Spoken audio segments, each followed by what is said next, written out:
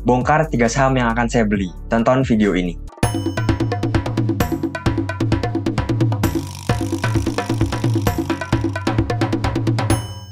Halo semua, selamat malam. Kembali lagi bersama saya Ardo di channel Pace Crypto. Terima kasih telah menonton video saya.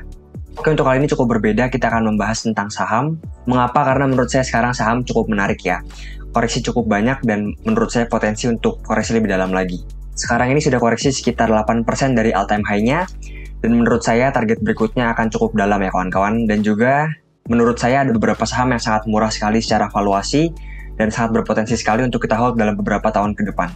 Nah, mungkin bagi Bapak Ibu yang tertarik ataupun invest saham juga dapat menonton video ini, tapi jika tidak tertarik, dapat menonton video saya yang lainnya. Daripada lama-lama, kita akan membahas tentang saham yang akan saya beli dalam beberapa bulan ke depan.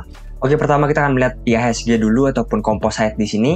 Menurut saya sekarang IHSG ini cukup mulai bearish ya kawan-kawan. Mengapa? Kita akan lihat dalam time frame mingguan kawan-kawan.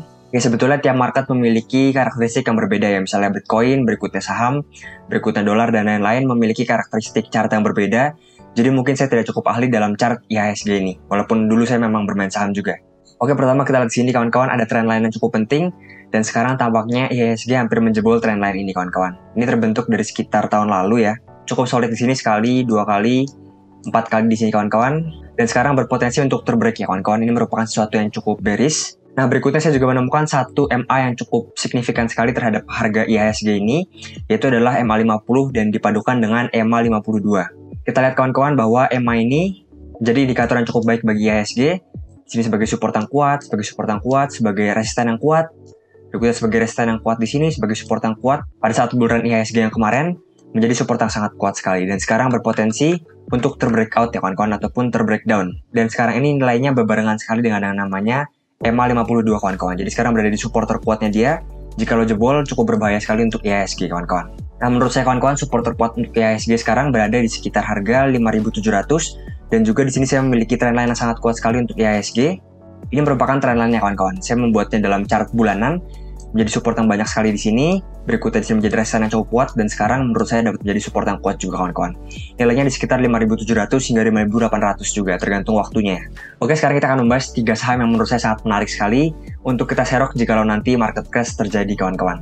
Oke, saham pertama di sini adalah saham POWR. Sebetulnya saya ingin menyebutkan 3 bidang kawan-kawan, jadi saya akan membahas satu saham contoh saja. Berikutnya saya akan membahas saham-saham lainnya ketika saya berbicara terkait teknikalnya ya. Oke, jadi mengapa saya pilih POWR? Karena yang pertama ini berhubungan dengan yang namanya EBT ataupun energi terbarukan ya. Mereka memiliki PLTS ataupun tenaga surya yang sangat besar sekali. Dan berikutnya bisnis model mereka juga cukup menarik, yaitu menyediakan listrik. Dimana kita tahu sendiri kawan-kawan bahwa listrik akan sangat dibutuhkan dalam beberapa tahun ke depan ya. Jadi bisnis modelnya sangat cocok sekali untuk beberapa tahun ke depan. Nah, berikutnya sebetulnya saya ingin mewakilkan saham ini sebagai saham EBT ya. Ada beberapa saham EBT juga yang menarik seperti layaknya KEEN ataupun Kencana Energi kalau nggak salah. Dia juga bekerja sama dengan Jepang membangun EBT di Indonesia kawan-kawan. Berikutnya EBT yang dapat naik juga adalah saham seperti saham nikel, saham lithium, saham timah. Mengapa? Karena akan digunakan banyak sekali untuk yang namanya pembuatan baterai. Berikutnya Jokowi juga mendukung yang namanya hilirisasi. Artinya nantinya nikel kita, timah kita tidak akan dijual secara mentah, melainkan dijual setelah diolah ya kawan-kawan, sehingga memiliki nilai jual yang lebih tinggi lagi. Jadi menurut saya ada beberapa saham yang menarik dalam sektor EBT ini menurut saya. Yang pertama adalah TINS, berikutnya ada NICL untuk mewakili nikel, berikutnya INCO sebetulnya bagus, tetapi memiliki market cap yang terlalu besar menurut saya. Berikutnya KEEN juga memiliki market cap yang kecil dan menarik. Berikutnya POWR ini juga sangat menarik sekali, dan juga mereka rajin untuk membagi dividen ya kawan-kawan. Jadi cukup menarik untuk pilihan saham pertama, POWR. Oke, sekarang kita akan membahas saham kedua di sini. Saya akan membahas yang namanya WIRG ataupun WIR Group ya. Mengapa? Karena kita pasti sudah mengetahui yang namanya masa depan metaverse ya. Banyak sekali big money, uang-uang besar yang sudah mulai menggamblingkan uang mereka ke dalam metaverse ini seperti Facebook, berikutnya Microsoft, berbagai kripto dan lain-lain.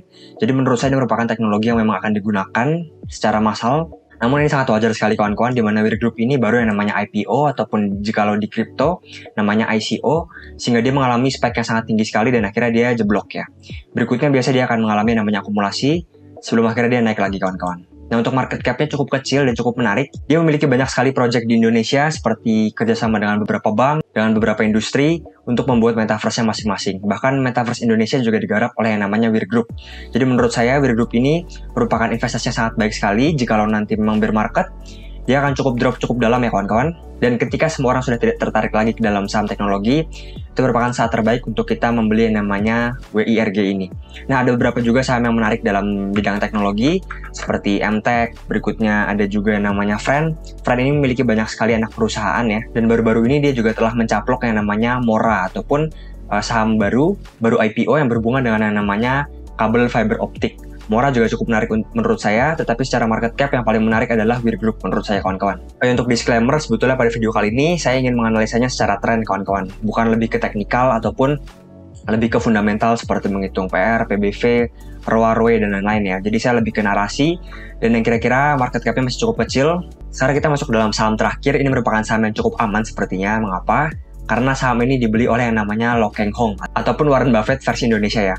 Jadi Bapak Lo Keng Hong ini sangat senang sekali membeli saham under value. Biasanya dia mencarinya lewat PBV ya kawan-kawan. Dia melihat PBV yang paling murah dan juga bisnis modelnya bagus. Nah, mengapa menurut saya deal ini cukup menarik? Sebetulnya yang menarik bagi saya adalah di mana saham properti. Mengapa?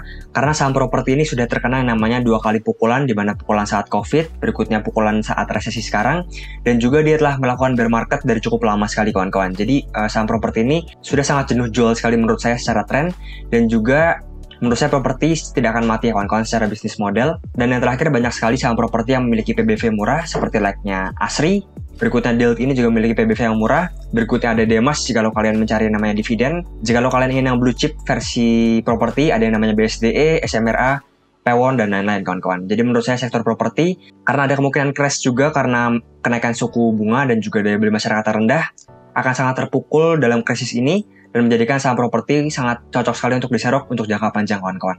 Sekian dari saya kawan-kawan, semoga bermanfaat. Jangan lupa untuk like, komen, dan juga subscribe di video saya. Terima kasih ya kawan-kawan.